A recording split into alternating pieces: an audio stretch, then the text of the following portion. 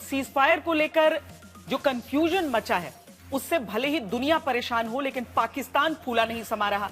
America और Iran के बीच होने वाली बातचीत को लेकर पाकिस्तान में इस्लामाबाद 2 दिन के लिए बंद कर दिया गया है। लेकिन सवाल यह है कि युद्ध विराम को लेकर कंफ्यूजन कैसे फैला।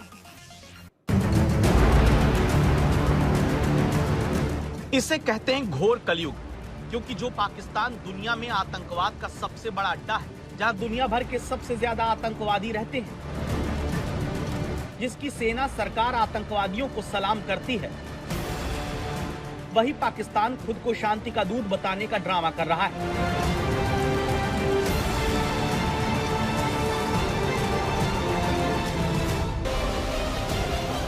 सीज फायर के नाम पर पाकिस्तान के मन में नोबेल शांति पुरस्कार का लड्डू फूट रहा है।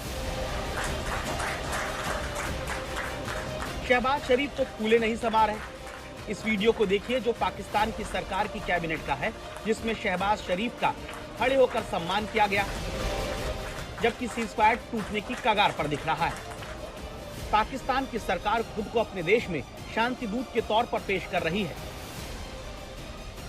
PSL यानी पाकिस्तान सुपर लीग में ऐसा कुछ हुआ जिसे दुनिया ड्रामा करार दे रही है। हैदराबाद किंग्समैन और पेशावर जालमी के बीच मैच के दौरान कप्तान मार्नस लाबुशेन, बाबर आजम और PSL CEO सलमान नसीर ने आसमान में सफेद कबूतर उड़ाकर शांति के प्रति पाकिस्तान की प्रतिबद्धता का प्रदर्शन किया, ताकि दुनिया में अपनी छवि सुधारी जा सके। लेकिन पाकिस्तान जानबूझकर ये भूल जाता है, गीदड़ अगर शेर की खाल पहन ले तो वो शेर नहीं हो जाता, क्योंकि पाकिस्तान में हो रहे कूटनीतिक जीत के ड्रामे की पोल खुलती जा रही है। खुलासा हुआ है कि ईरान से अपनी बात मनवाने के लिए अमेरिका ने पाकिस्तान का इस्तेमाल किया। लंदन के अखबार फाइनेंशियल टाइम्स की रिपोर्ट में बताया गया है कि व्हाइट हाउस ने सीधे बातचीत की बजाय इस्लामाबाद के जरिए तेहरान तक अपनी बात पहुंचाई। अमेरिका ने पाकिस्तान को एक तरह से संदेशवाहक की तरह से इस्तेमाल किया, जो उसकी शर्तों और प्रस्तावों को ईरान तक पहुंचा सके। रिपोर्ट में कहा गया कि इसके पीछे शायद रणनीति ये थी कि एक मुस्लिम बहुल पड़ोसी देश के जरिए भेजा गया संदेश ईरान के लिए ज्यादा स्वीकार्य हो सकता है। हालांकि इस पूरे घटनाक्रम ने पाकिस्तान की कूटनीतिक स्वतंत्रता पर सवाल भी खड़े कर दिए। कई हफ्तों तक चला एक बेहद गोपनीय कूटनीतिक खेल अब सामने आ रहा है। रिपोर्ट्स के मुताबिक ट्रंप प्रशासन ने ईरान को संघर्ष विराम के लिए मनाने की जिम्मेदारी पाकिस्तान को सौंपी थी और इस पूरी कवायद में इस्लामाबाद पर्दे के पीछे काम करता रहा। सबसे पहले ये बात सामने आई है कि व्हाइट हाउस की मंजूरी के बाद शहबाज शरीफ ने सोशल मीडिया पर सीज फायर का ऐलान किया।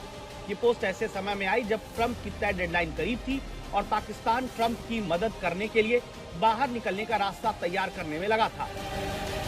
पाकिस्तान की पुरानी सरकारें और जनरल अमेरिका की जी हुजूरी करते रहे हैं, इसलिए मुनीर अपवाद नहीं। लेकिन पाकिस्तान को डबल क्रॉस करने की पुरानी आदत है, जो अमेरिका ईरान के बीच हुए सीज फायर में भी देखने को मिल रही है। मामला लेबनान पर फंस गया, जिसके लिए पाकिस्तान को दोष दिया जा रहा है। कहा जा रहा है कि उसने अमेरिका और ईरान दोनों को शांति के अलग अलग मसौदे दिए, इसीलिए सारा कंफ्यूजन हुआ। पाकिस्तान ने कोई भी कंडीशंस या कोई भी प्रपोजल्स खुद से नहीं बनाए। उसने पाकिस्तान के प्राइम मिनिस्टर ने जो कुछ उसे अमेरिका से कहा गया उसने ईरान को दिया, और जो ईरान से मिला उसने अमेरिका को दिया। अब इस बीच में कहाँ कम्युनिकेशन गैप हुआ, या कोई अपनी पोजीशन से बदल गया, या पाकिस्तान की तरफ से कुछ गफलत हो गई, ये कहना बहुत मुश्किल है। बहरहाल